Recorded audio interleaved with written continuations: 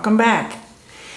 So I've been teaching you on several things that I think, well, to me they speak, and so I'm hoping that they speak to you as well. So today I wanted to talk to you about Pesach. Actually, I'm going to do kind of a series on some of the feasts of Israel because as I travel, I get a lot of questions on the feast. And so I just wanted to share with you some of the feasts, some of the rules behind them, and some of our personal experiences with them, and just let you know that they're really great. And I want to encourage you as your family to begin thinking and praying about celebrating some of the feasts of Israel. They're amazing. Actually, the feasts of the Lord. So today we're going to talk about Pesach, which you and I call Passover, but Pesach is the Hebrew word for it. That's P-E-S-A-C-H, Pesach. Like I'm going to pay my socks to get on my feet. Pesach. And it's an amazing time of year. It's in the spring, and it celebrates the coming out. It celebrates the giving of the Torah. It celebrates freedom. That's basically what it is. And so at Pesach, there are a lot of things that happen in Israel, but one of the things that's so significant is the time frame and the way they go about. So I'll just get off my notes. It said it's a great time of remembrance, and it's a celebration of turning something very negative into something very positive. What was the negative here? The negative was the captivity in Egypt. You remember the Jews went down there on their own initiative because they went in search of food during a famine. They ended up staying. You know, this should be a lesson to all of us. Don't overstay your welcome. Get out when time's up. So anyhow, they stayed, and they grew from 70 people to a massive number of people. And in the book of Genesis, we see where Joseph, the son of Jacob and Rachel, was sold into captivity by his brothers. That is another story in and of itself that maybe we'll touch on someday. But Joseph was sold to Potiphar, the captain of the bodyguard of Pharaoh's men. In other words, he was the head of Pharaoh's secret service. Got a secret? Eventually, Joseph is betrayed and sent to prison, where he interpreted a couple of dreams, both of which came true. But it wasn't until 2 years later that those dreams actually got him out of prison and into the service of Pharaoh. And that's all in Scripture. So Pharaoh had two dreams that were puzzling him. No one could come up with a correct interpretation or understanding. They just couldn't get it. They're strange dreams. Fat cows, skinny cows, cows eating grain, not eating grain, strange stuff. So Pharaoh brought as he's struggling with this, his cup bearer, which is one of the guys that was in prison with Joseph, that Joseph interpreted a dream for, said, oh yeah, I remember. Okay, I forgot. Oy. There was this little Jewish kid in the dungeon with us, and he interpreted these dreams, and they came true. And I think maybe he could tell you what this is. So Pharaoh says, okay, get the kid. So they bring him up out of the dungeon, they clean him up, give him a bath, cut his hair, shave him, the whole kind of thing. You know, he has to be presentable for Pharaoh. And so when he goes in before Pharaoh, he interprets the dreams. And Joseph told him of the 7 good years that were time for preparing and the 7 bad years that would follow. When the 7 years had come upon the land of Egypt due to a lack of rain, they also came upon the land of Israel. And it created famine. Joseph's family, not knowing he was still alive, not having clue, talk about being clueless, they had no clue that he was down there. And so they went to Egypt seeking food. It was either get food from Egypt, they were going to buy it, it wasn't a handout, they were going to buy it, pay for it, and bring it back to Israel, to Canaan, and feed their families. And so when all of them end up going down there, Joseph reveals himself to them. They all end up moving down there. You know the story. I don't need to go into the whole story again. So when they get down there, then Pharaoh gives them the perfect land, the land of Goshen. And so that's where they live, and that's where they grow, and they're fruitful, and they multiply, and they prosper. Now Israel's been in the land of Egypt for quite some time. Initially there were 70 people. Now they're a massive group of people. And Pharaoh, a new Pharaoh, not the same one, a new one, he gets intimidated by their numbers. Now I want a little caveat here. The word Pharaoh is a title. It's not a person's name. It's a title like king, queen, president, whatever you want to call it. So the new Pharaoh gets intimidated. They do a census. He gets intimidated about those little guys over there in Goshen. What are they doing? They used to be just a few people. Now there are a lot of people. So he decides that they have to get them under control. So he starts doing all kinds of stuff, and he puts more and more and more pressure on them and demanding more and more out of them. And the people begin to cry out to God. God sends the deliverer in the form of Moses. And the night that they're getting ready to go, you know the story, the 10 plagues.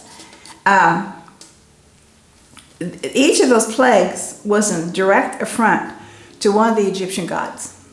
Direct. It's like an in-your-face affront. And so the night that they were finally to go, they were told what to do, specifically. God can be very specific in his instructions, and when he is specific, we had better be following his instructions.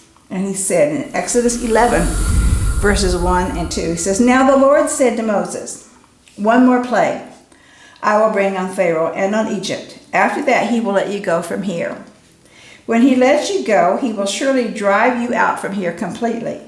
Speak now in the hearing of the people that each man ask from his neighbor and each woman from her neighbor for articles of silver and articles of gold." So they did that. They went to the Egyptian neighbors who had been experiencing the plagues. The Jews did not experience the plagues, but the Egyptians did.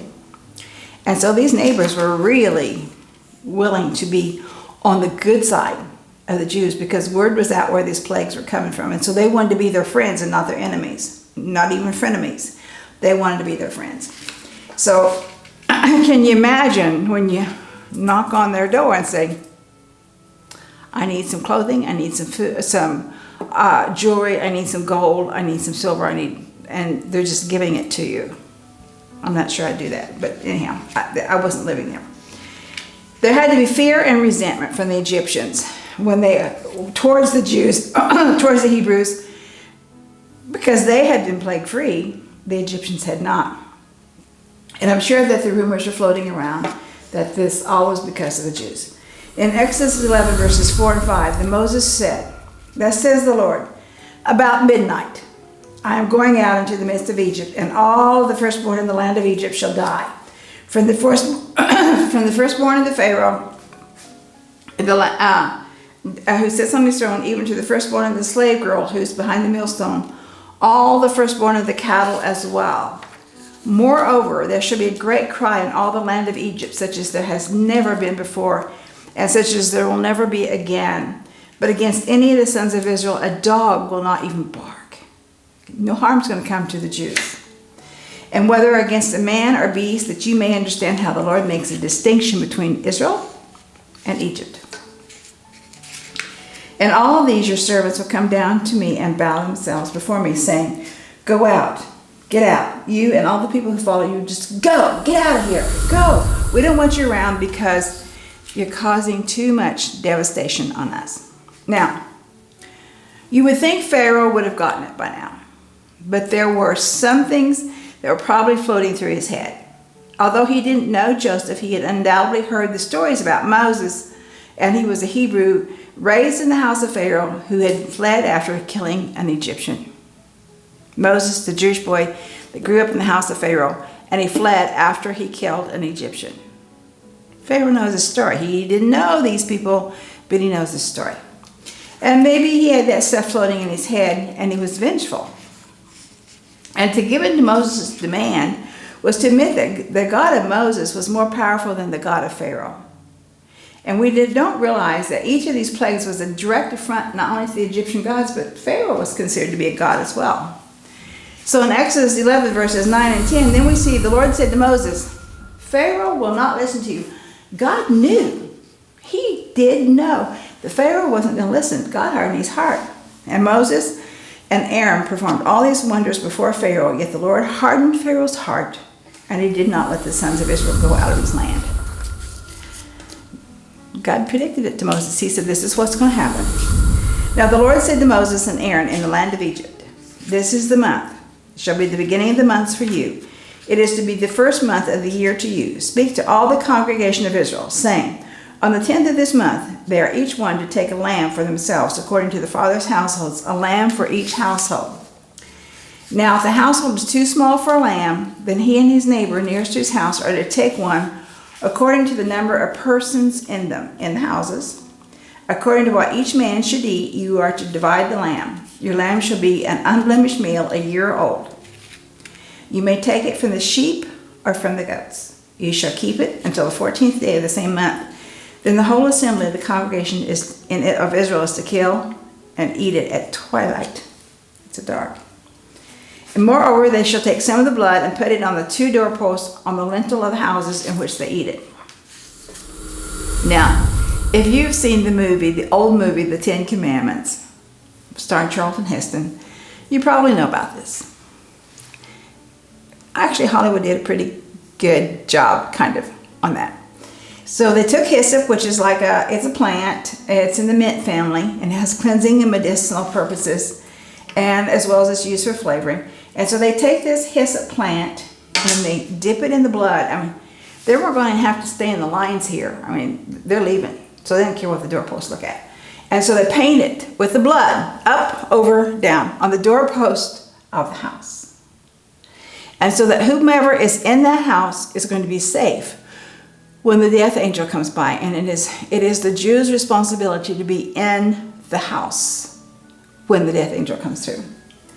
And they made sure all their family members were safely in their homes, and they ate the lamb while the death angel went throughout the land. They had to eat all of it. They couldn't leave any of it behind or waste it, because this was a covenant meal. This is very, very significant. Therefore, any of it that's left had to be burned in the fire. I mean, totally gone. Totally.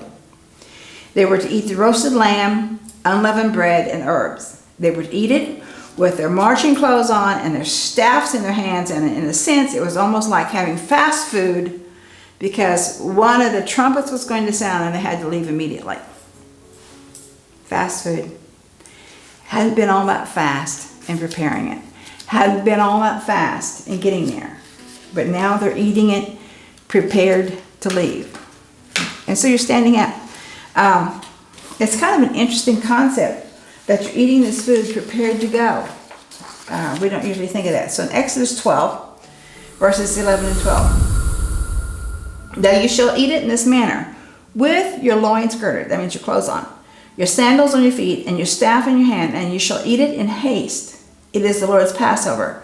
For I will go through the land of Egypt on that night, and will strike down all the firstborn in the land of Egypt, both man and beast, and against all the gods of Egypt, and I will execute judgment. I am the Lord. Okay, there's not going to be any lollygagging around the table. Not going to be all sitting back saying, boy, I'm so full, I shouldn't have eaten all that. None of that stuff that we do. I mean, you're going to eat this. Your bags are at the door. You've got your staff in your hand. You'll be ready to go. Good time for a sandwich. Cecil B. DeMille did an interesting display of this in his meal the night of the Passover. In fact, we watched it again here a while back, and I'm thinking, really? But you know what? This was a long time ago. He even has the Hebrews saying the prayers and asking the questions that are said and asked during the Seder, which is the memorial meal the Hebrews have every year at Pesach. So the Seder, S-E-D-E-R, is the memorial meal that the Jews eat every year at Pesach. And this is something that my husband and I have always done, and I want to encourage you to do. And that's where I want to bring us now, to the Seder meal. David and I got married in Israel right after Pesach. And there's a little funny story about that. He was arriving in Israel. Our courtship was all done long distance. It's a whole other story. Someday I'll tell you. Anyhow, he was arriving during Pesach, and I went to Tel Aviv to Ben Gurion Airport to pick him up, bring him to Jerusalem, and there were going to be people in and out of the house all evening and stuff like that. So down, I lived 4 stories up. I'm skinnier then. Anyhow, down below me on the ground floor was a pizza place. So what do? I ordered 4 pizzas and we picked them up. Took him up to the house, because I'm thinking, well, with all these people coming, they're coming to meet David, all this stuff, you know. We're gonna have food. The food was pizza made with matzah. Now, I don't know if you know what matzah is or not, but matzah is like a giant soda cracker. It's like this, well, like this. And it's just like a giant soda cracker, and it has these little holes pierced in it, and it's brown. It gets brown in the oven from the baking and everything. So, what they had done with this pizza, they'd taken these soda cracker-like pieces of matzah and smooshed them up, put them in some kind of a liquid, and they smooshed those out for the pizza crust. 4 pizzas. I'm gonna tell you, we didn't eat one whole box of pizza. It was pretty bad stuff. Why they did that, I don't know. But now there's such a thing called matzah meal. It's kind of like a flour. But the reason they have this special flour and special cracker is because they don't eat bread during Passover or during Pesach. Because bread of any form has leaven in it. And leaven is indicative of sin. And so they don't do that. I mean, in fact, the Jews go all through the house, cleaning their house to extreme degrees. This is where we get our spring cleaning from, guys, from the Jews cleaning their house. And so we're not Jewish, and so we don't do the Pesach cleaning, so we just do spring cleaning, right? So anyhow, I had some friends in Israel who clean their house, and it's so fascinating. Each woman, of course, each woman does her own house the way she wants to do it anyway, but each woman has a different degree of cleaning. One lady has quite a lot of money, and she has a cleaning lady, I think, all the time, full time. And so she called me, she wanted to go for coffee. So I met her, and we were having coffee, sodas, or whatever, and her hands are all around her cuticles and stuff. They looked really sore and red and angry. And I said, what happened? And she said, well, I was cleaning my oven. And I said, I thought you had a self-cleaning oven. She said, I do. But I didn't think it was clean enough for Pesach, so I cleaned it myself. And I said, did you not wear rubber gloves? No, I didn't wear rubber gloves because I don't like them. And I said, so you're sitting here and I'm feeling sorry for you because your hands are all sore because you did something that was totally unnecessary. You cleaned your own self-cleaning oven. You did it without wearing rubber gloves. And I'm supposed to feel sorry for you? Sorry. Don't feel sorry. And so it was kind of like, okay, pay attention to me. This is what I'm doing. This is my agony. Get over yourself. I'm not going to go there. And another friend who didn't have money, she cleaned like fury. And the rooms that she didn't get cleaned just shut off. Nobody could go in there. And then my other friend, Sandra Barris, that lives at Carnation Roan, was amazing. David and I went to their house for dinner. And Sandra is, she's a career woman. She works full time. She does have someone that comes and cleans her house a couple times a year. But we go up there to her home to have dinner with she and her husband, Ed. And she's apologizing to us that we're going to have to eat in the kitchen because her house has been made Pesach ready. The carpets and everything, there's just different. So the kitchen hasn't been cleaned yet, is the point of the story. Okay. So what they do is they have these beautiful area rugs. Most of the floors in Israel are hard surface like a tile, like a marble tile of some sort. And then they put area rugs down. So her dining room, the table and everything was ready, but the rug was upside down. And she was explaining that they put the rug upside down, and when they walk on it, that gets out any sand or anything that's embedded in there. I mean, these women clean house. You and I don't know how to do this. Not like that. Anyhow, they clean house. So we're in the kitchen and we're having a lovely meal, and the 4 of us are fellowshipping and having a really good time. And so I'm asking Sandra, says, so what do you have left to do? And she said, oh, the kitchen. And I said, okay, so what are you doing in here? And she said, well, we have to take out all the dishes, all the pots and pans, and we pack them in a box. And I'm familiar with this. And I said, okay. And so she said, then we clean the cabinets. Good idea. Spring cleaning, Pesach cleaning. And then we put in the Pesach dishes. Okay. Now, I've seen all these dishes, these beautiful, beautiful sets of dishes and things in the stores. I mean, they're everywhere. And I'm thinking, okay, everybody gets to buy new dishes. Well, no, they don't always buy new dishes. And she didn't buy new dishes, but she takes her Pesach dishes, which have been set aside for the season, And now she brings those out of storage and she puts those into her cabinets. And that's what they eat on for 7 days, the Pesach dishes, because they've been cleaned to a different level of clean. And then at the end of the season, 7 days, they package them all back up, put them back in the boxes, put them back in storage, and bring out her ordinary kitchen dishes and pots and pans and utensils, everything. And I said to Sandra, wow, that's a lot of work. And you know what she said?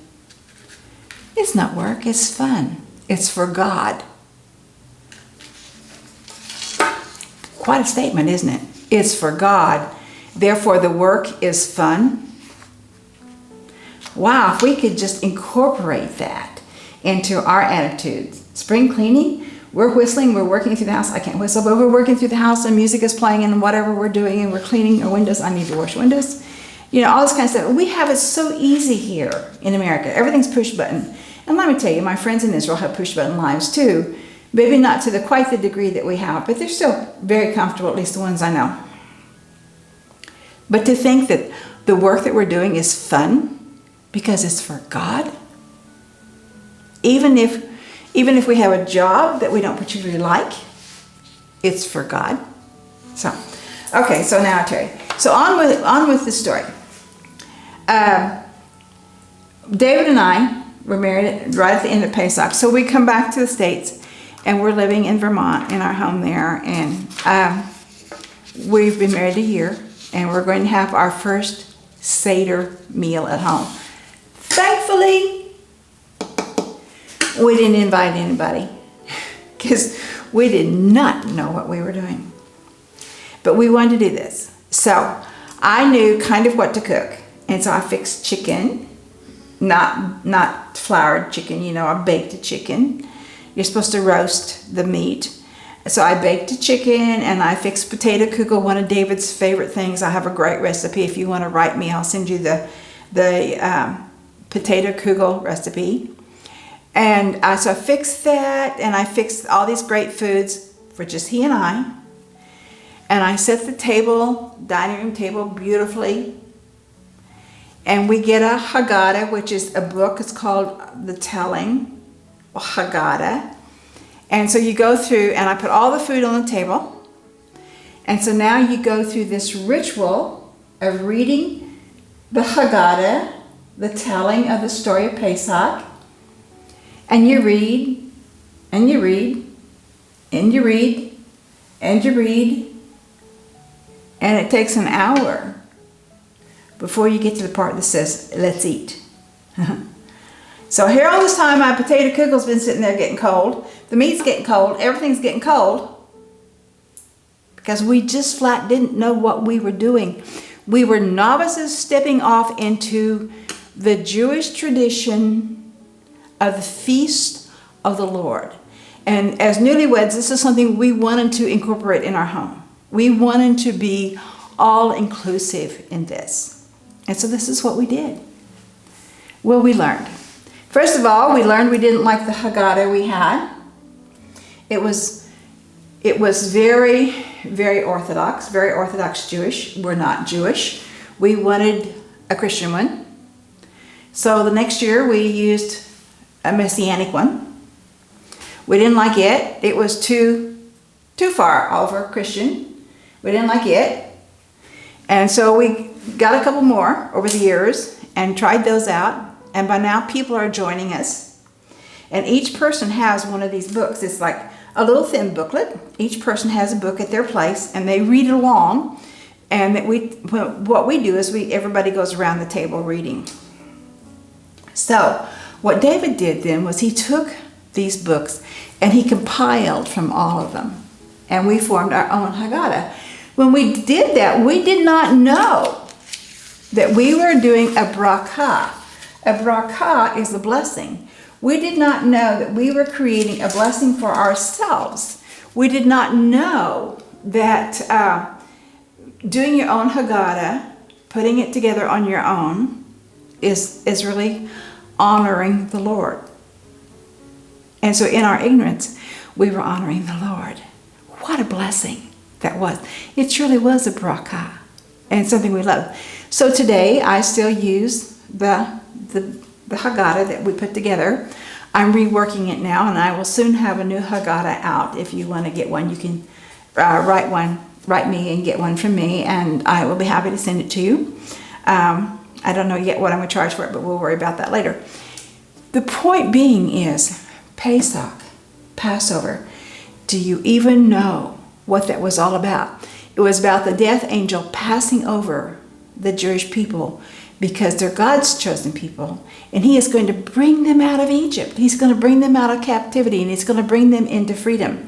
And so in doing the Seder, the special meal, then what he's doing is he's bringing into every person's mind every year at the appointed time, he is bringing to their remembrance what he did for them and bringing them out of captivity and bringing them home, bringing them into freedom.